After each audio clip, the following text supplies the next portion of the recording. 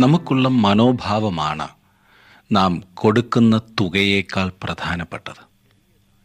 ഒരു ചെറിയ ദാനമാകുന്നു എന്നതിനാൽ നാം ഒരിക്കലും ഭാരപ്പെടേണ്ടതില്ല. തങ്ങൾ ദൈവിക കാര്യങ്ങൾക്ക് കൊടുക്കുന്നത് മറ്റുള്ളവർ കാണരുതെന്ന് ശഠിക്കുന്ന അനേകരെ നമുക്ക് ചുറ്റും കാണാവുന്നതാണ്. ചിലർ വളരെ ആത്മാർത്ഥതയോടെയാണ് അങ്ങനെ പറയുന്നത്. കാരണം അവർ കൊടുക്കുന്നത് ദൈവവുമായിട്ടുള്ള ഒരു ഉടമ്പടിയാണ് എന്നതുകൊണ്ട്. എന്നാൽ വേറെ ചിലർ കണ്ടിട്ടില്ലേ, സ്തോത്രകാഴ്ച അർപ്പിക്കുന്നത് കൈ മടക്കി പിടിച്ചുകൊണ്ടാണ്. തങ്ങൾ കൊടുത്തത് വളരെ കുറഞ്ഞുപോയി എന്നുള്ള കുറ്റബോധം കൊണ്ടാണോ ഇങ്ങനെ സംഭവിക്കുന്നത് എന്നെനിക്കറിയില്ല. എന്നാൽ അത് ഇടുന്ന ഓരോരുത്തരുടെയും മനോഭാവം വളരെ പ്രധാനപ്പെട്ടതാണ്.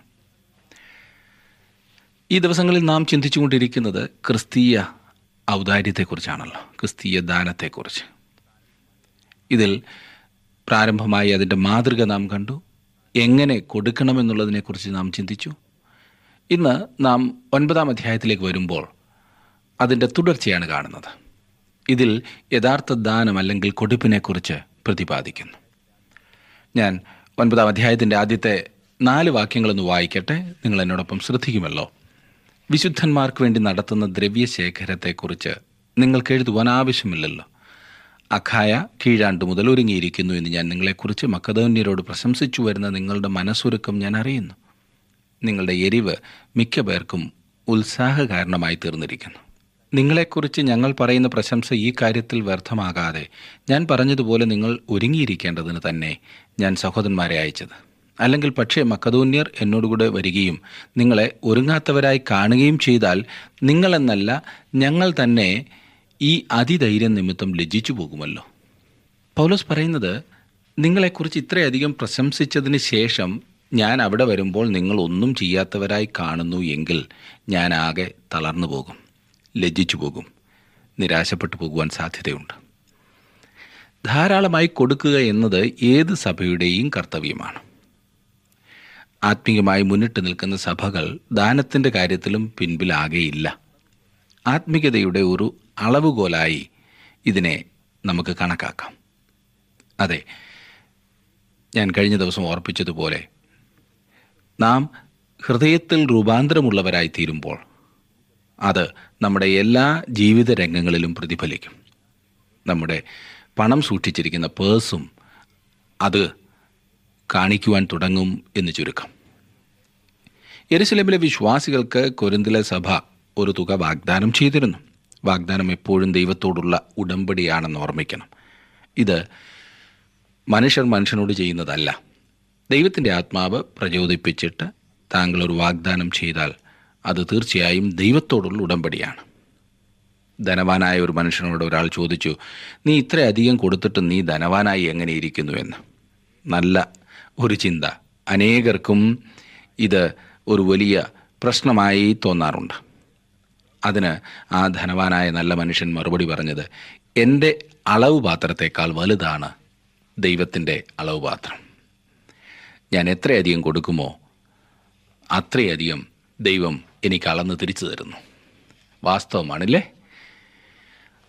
5-ാം വാക്യത്തിലേക്ക് വരുമ്പോൾ നാം കാണുന്നത്, ആകയാൽ സഹോദരന്മാർ ഞങ്ങൾക്ക് മുമ്പായി അങ്ങോട്ട് വരികയും നിങ്ങൾ മുമ്പേ വാഗ്ദത്തം ചെയ്ത അനുഗ്രഹം പിശുക്കായിട്ടല്ല അനുഗ്രഹമായിട്ട് ഒരുങ്ങിയിരിപ്പാൻ തക്കവണ്ണം മുമ്പ് കൂട്ടി ഒരുക്കി വെക്കുകയും ചെയ്യേണ്ടതിന് അവരോട് അപേക്ഷിപ്പാൻ ആവശ്യം എന്ന് ഞങ്ങൾക്ക് തോന്നി. ദാനത്തെ അനുഗ്രഹമായി പൗലോസ് വിശേഷിപ്പിക്കുന്നു. ദാനം അനുഗ്രഹമാണെങ്കിൽ അത് സന്തോഷത്തോടെ നിർവഹിക്കേണ്ടതാണ്. 6-ാം വാക്യത്തിൽ, എന്നാൽ ലോഭമായി വിതയ്ക്കുന്നവൻ ലോഭമായി കൊയ്യും, ധാരാളമായി വിതയ്ക്കുന്നവൻ ധാരാളമായി കൊയ്യും എന്ന് ഓർത്തുകൊള്ളുവീൻ.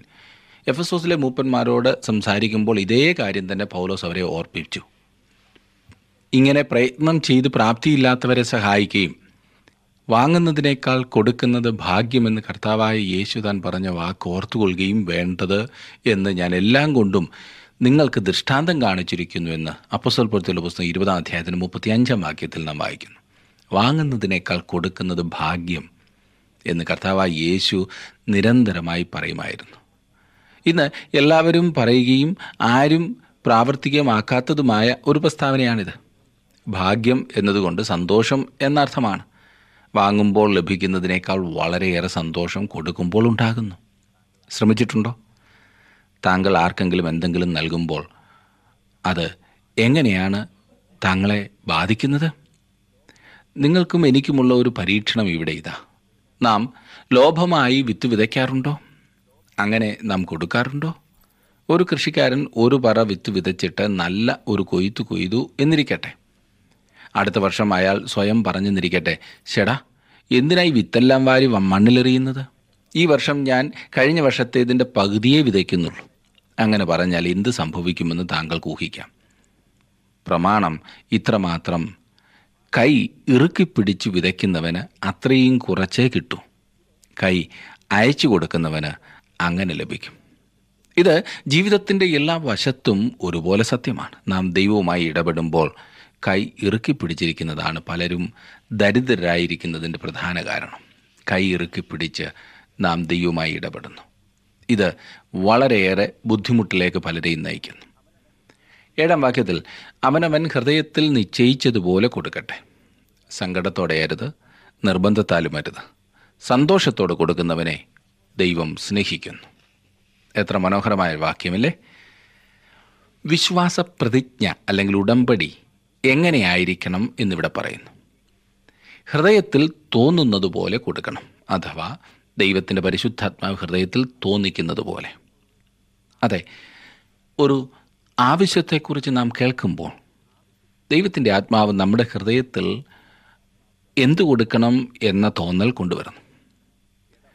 വേണമെങ്കിൽ ജഡം അതിനെ മറികടന്നിട്ട്, ഓ, നിന്നെക്കൊണ്ടത് സാധിക്കില്ല, ഇത്ര വലിയ തുക എവിടെ നിന്നുണ്ടാക്കാനാണ്, നിൻ്റെ ശമ്പളം എല്ലാം കൂടി കൂട്ടിയാൽ ഇതിൻ്റെ പകുതിയേ വരൂ, ഇങ്ങനെ സംശയങ്ങൾ കൊണ്ടുവന്ന് നാം ഒടുവിൽ നമ്മുടെ യുക്തിക്ക് ചേരുന്ന ഒരു തുക വാഗ്ദാനം ചെയ്യും.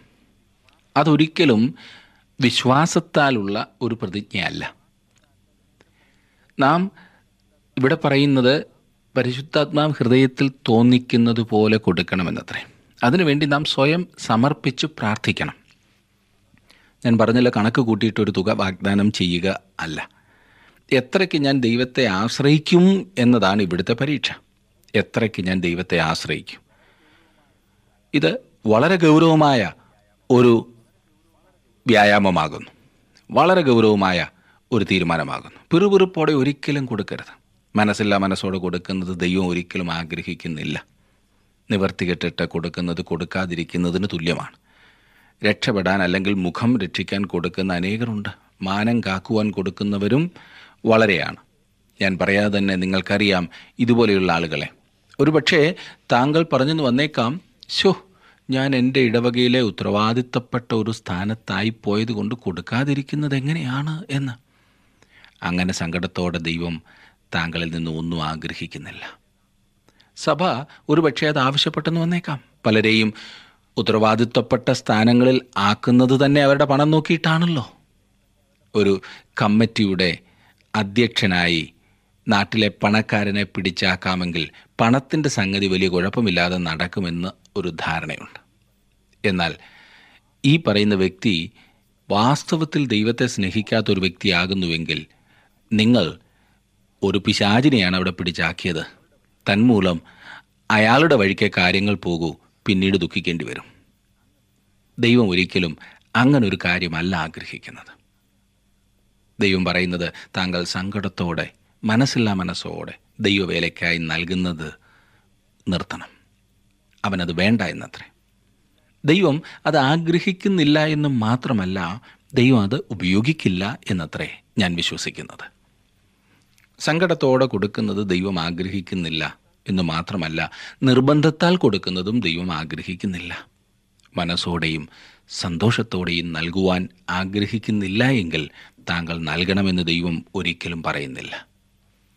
ഇത് നാം വളരെ ശ്രദ്ധിക്കണം. ഹൃദയത്തിലെ ശുഷ്കിച്ച വരണ്ട ആത്മീക നിലവാരമാണ് ഒരാൾ സങ്കടത്തോടെയോ നിർബന്ധത്തോടെയോ കൊടുക്കുന്നതിന് കാരണം. ചിലർ പറയുന്നത് കേട്ടിട്ടില്ലേ, ഞാൻ എന്തെങ്കിലും കൊടുത്തേ മതിയാകൂ, നോക്കിക്കേ എല്ലാവരും കൊടുക്കുന്നു, ഞാൻ മാത്രമായിട്ട് എങ്ങനെ മാറി നിൽക്കും. അതത്രേ നിർബന്ധത്താൽ നൽകുന്നത്. അപ്രകാരത്തിലുള്ള ദാനം ദൈവത്തിന് വേണ്ട. എന്തിനു വേണ്ടി കൊടുക്കുന്നു?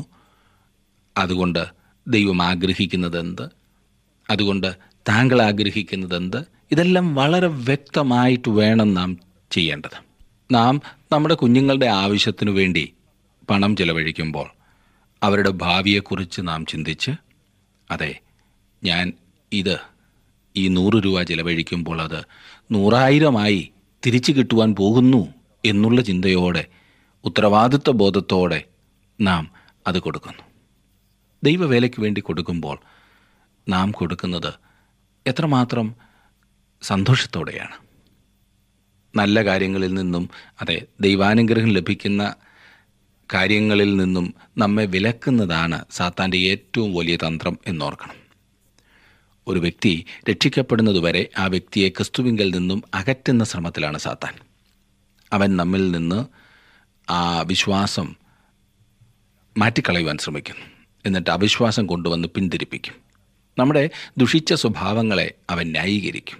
നാം ദൈവമക്കളായി കഴിയുമ്പോൾ നമ്മെ മുൻപോട്ട് വിടാതെ, അതെ, ദൈവാനുഗ്രഹം ലഭിക്കുന്ന സ്ഥാനങ്ങളിൽ നിന്നും നമ്മെ അവൻ അകറ്റി നിർത്തും.